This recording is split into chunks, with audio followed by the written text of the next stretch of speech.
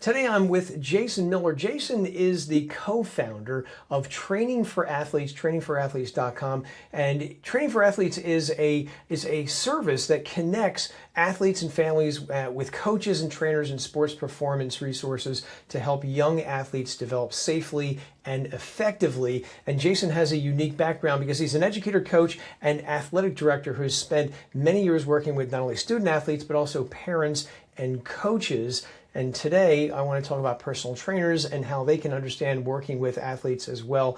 So Jason, welcome. Thank you. Thank you very much for having me. Yeah. So fill me in on what's the genesis of Training for Athletes? How did you get this business started? Sure. Yeah, as you mentioned, I've been in the youth sports, high school sports, college sports world for 20 plus years at this point. And about 2-3 in my role as an athletic director, I got phone calls every day from parents. Hey, do you know anyone who does speed and agility training, strength training, basketball lessons, pitching lessons? And I kept thinking to myself, like, how is there not a platform where it's just easier for parents to search a sport, search a trainer, and find people in their general area that they could then book? I've got some great friends and obviously a large network in the youth sports world. That I kind of threw this idea past them. They're current and former high school coaches as well. One is a Hall of Fame lacrosse coach. One's a phenomenal basketball coach, and we're all educators and teachers by nature. And we decided let's take a run at this because I think there's something there. The market's huge, and there's really a need for it, right? Parents, if we in the sports world don't know where to turn as parents and coaches, how does your average parent know where to find their resources for their kids? So we spent the last 17 months building this platform with a tech company. And we just recently launched it, and we're growing our database and getting coaches, trainers, sports businesses, CrossFit gyms, karate studios. We have about 18 different categories on our site right now. And we're getting people signed up on a daily basis to try and help streamline that process of from the sports provider end of how do I grow my business? How do I get new clients? And then B, those parents and adults who are looking for training, how do we make it easier for them to find what they're looking for? It's a very unique niche you're in because I've seen personal training directories, but I've never seen one for sports performance coaches before. So I think you're definitely in a unique position to serve a community which I think is underserved. Sure. Yeah, it's interesting because we started out with the vision of helping other high school coaches like us, but we found quickly that personal trainers, yoga studios, CrossFit gyms really had a need for this just as much as, your local high school basketball coach. As someone who is an athletic director and coach and teacher, speak to the personal trainers who are watching us right now. What do you think personal trainers might misunderstand about working with young athletes? It's a kind of an interesting question because I think everyone comes at it from their own lens and their own background. I think if you could see small improvements in kids, a lot of kids, you want to create that enjoyment of the process, especially, right, to create that foundation. And I've seen a lot of trainers maybe early on that are working with those 12 to 15-year-old kids that push really hard. And, kids turn off quickly too, right? And sometimes it could be too difficult. Sometimes it's not the right fit. So I think really finding that foundation and building enjoyment in the process so that the kids make this a lifelong thing. As a coach, have you learned any tricks of the trade over the years to let you know when you're pushing a child athlete too far? Great question. Really, you have to know your athlete, right? I was a high school basketball coach for 20 years. And I always tell people, right, I think everybody knows when you talk about coaching X's and O's, but really understanding who your players are is what separates, I think, good coaches. And I tried to really make an effort of building relationships with my players, right? And it's the same for a trainer building relationships with their clients. You have to understand their goals, what makes them tick. When you maybe are pushing too hard and understanding to back off. And when the client sees that, I think they gravitate more towards, okay, my best interest and my well-being is at the forefront of these decisions.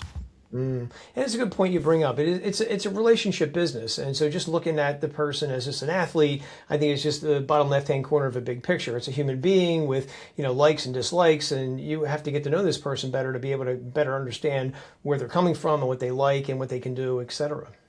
Yeah, absolutely. And when you're working with teenagers, right, any given day is different. They got a lot going on in their lives, and we talk all the time. It's a lot different than when we were 13, 14, 15 years old, right? So, and the sports world and the landscape has changed, and the training landscape. And, when I was 13, 14, no one was talking about speed and agility or mental performance or you name it, right? And now it's almost part of every athlete's routine. Yeah, definitely is. What's something you learned early on as a coach that helped you see the big picture of all of this? I'd love to say I learned it early on, but it probably took me a couple years, right? When we Yeah. all start coaching, we're focused on building programs and winning. Some of my more proud moments right now were attending weddings of some of my former players and getting to meet their children. And, that means more to me. And I think those memories mean more to them as well, rather than a particular game or particular practice. The relationship piece for me is huge, and both of my partners in this business are the exact same way as coaches, and I think that's why this worked for us, because this business was built around how do we connect people, right? And that's really what it is. How do we connect people to find what they want? What people do with that on the other side of that is really up to them, and I think the best trainers are going to stand out in the process, because what we're building is a community. So you're going to be able to leave reviews, and clients will leave reviews. And this entire industry is built on word of mouth, right? You're going to talk about a positive experience you had, and that's going to bring 2 other clients to you. So we want to help that process and streamline it. Over your years of coaching, have you identified any patterns among student athletes which would give you an idea? These are the patterns that help an athlete thrive versus the patterns of an athlete who may just burn out after several weeks or months. Yeah, I think timing's huge, right? So kids, like we said, have so much going on that, they're playing a lot of games, they're involved in a lot of activities, and then you add schoolwork and everything else into it. The burnout factor is real. I've watched a lot of kids at the high school level, by the time they're seniors, not really want to play the sport that they've played since they were 6 years old, which is a shame, right? And I really like to see space. I'm fortunate that I work in an area where our kids are multi-sport athletes, which I think is huge, right? When there's so much specialization going on right now in youth sports, that you don't need 12-year-olds playing 100 baseball games a year, right? I love seeing kids go from one sport to the next for 3 seasons. And things like personal training cross over into every sports season. And that's where I think the link and the connection comes in. Where do you think trainers, parents, and coaches struggle the most when they're trying to work together for the best interest of the athlete? Number one is setting realistic goals, right? So, unfortunately, the way the landscape of youth sports is, we have parents talking about college scholarships at, kids who are in middle school. It's not realistic. When you look at what the percentages are of kids that go on to play at different levels, at the highest levels, it's 1 to 2% of high school athletes will play at college, right? So setting realistic goals. What do you really want to get out of training? Well, I want my kid to become the best version of themselves. I want them to face adversity and push through challenges that maybe they didn't think they could. Those are life lessons that transcend beyond, am I going to be a Division I or a college baseball, basketball, you name it, player, right? So that's what, I have teenage daughters who are athletes, and for me, I want to see them give their best effort. Whatever that results in, that results in. So really setting realistic goals, I think, has to be the number one thing, and understanding that everybody has to kind of buy into that goal. As a parent or as a trainer, telling kids, look, I'm not promising you scholarships and starting positions. What I'm promising you is I'm going to give you new training techniques and strategies that If you work at them, you will get better and you will see results over time, and you'll be proud of what you've accomplished by doing it. You mentioned the parents a second ago, so follow-up question. Have you ever had to interact with overzealous parents who, again, were looking at that, hey, I want my kid to be in the NFL or whatever? Yeah, I mean, I did mention I've been in this for 20 years. So, yeah, unfortunately, it's a lot of my interactions are with parents who maybe lose perspective, and perspective is everything.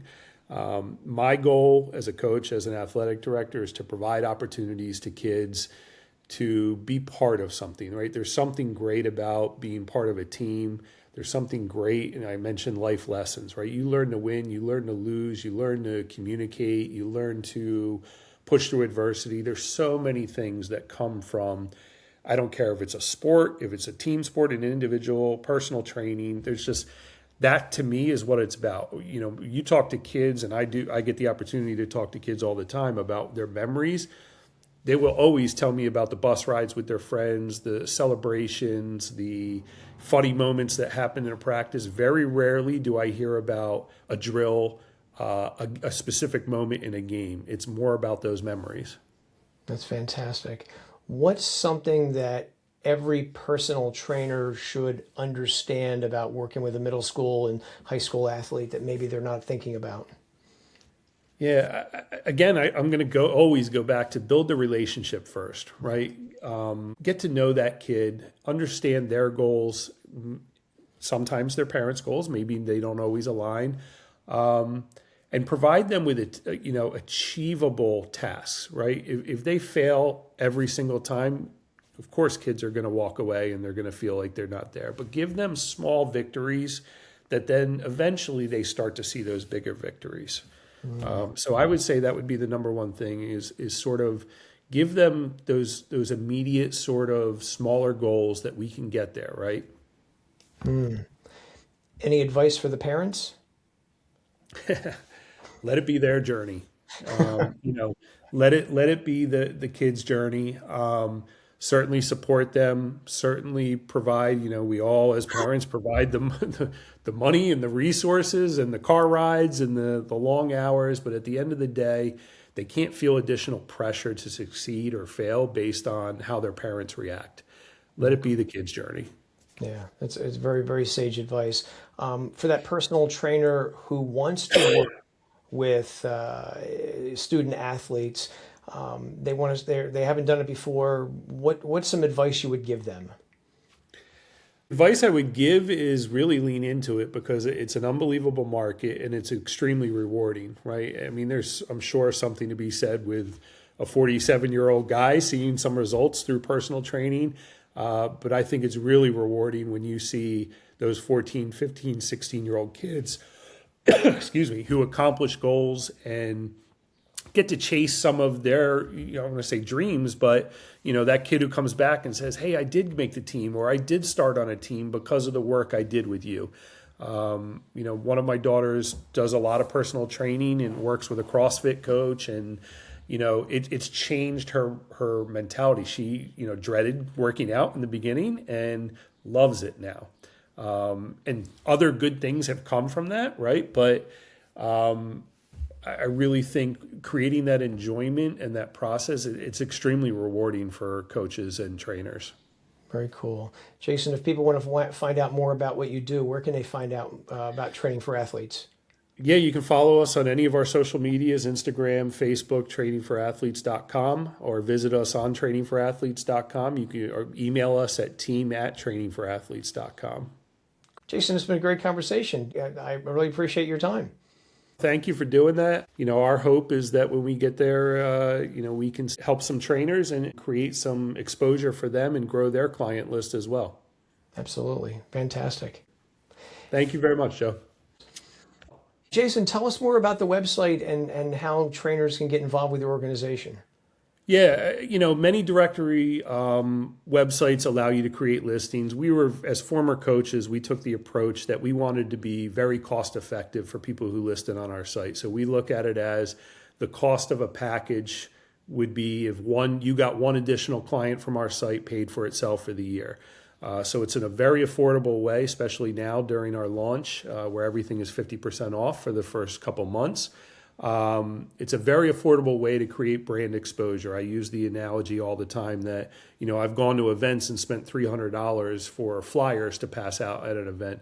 So for me to create an entire digital profile, have booking, have credit card payment for $135 for the year, not a monthly payment, it's a one-time subscription, is well worth it for a business. Like I said, if you get one or two clients out of that, it does its job.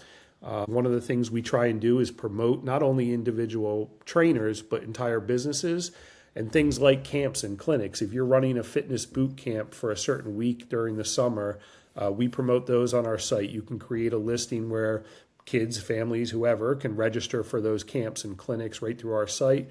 We don't take any of the money as a business. We were very big on, there are some other models out there that will take up to 20% of a listing that's booked on their site. We've lived this life as coaches, and we know, all the things we do on the side to make ends meet. So ours is strictly a one-time yearly subscription fee. Whatever money that comes to businesses, coaches, and trainers off our site is their money to keep. And that was important to us as we built this as former coaches. Very cool. And did I understand correctly, you also accept payment processing? So if someone wants to pay a coach through your site, you process that for them? Yep. So as a trainer, you can create your profile. You can put your availability on our calendar. You'll say I'm available Tuesday, Thursday nights from 4 to 7. I have 5 time slots open. A parent or an athlete can go on there, see your availability, click, book, and pay, and that goes directly to the coach. We're not even the middleman, so you'll connect your payment processing to it, and we use Stripe as our payment processor. So as long as you create your own free Stripe account, you'll be able to receive money from your clients through credit card, which changes a lot of what coaches do because so much of it is chasing checks and payments down the road. This gives another avenue to receive payment and registrations. Very impressive. Thank you. Yeah.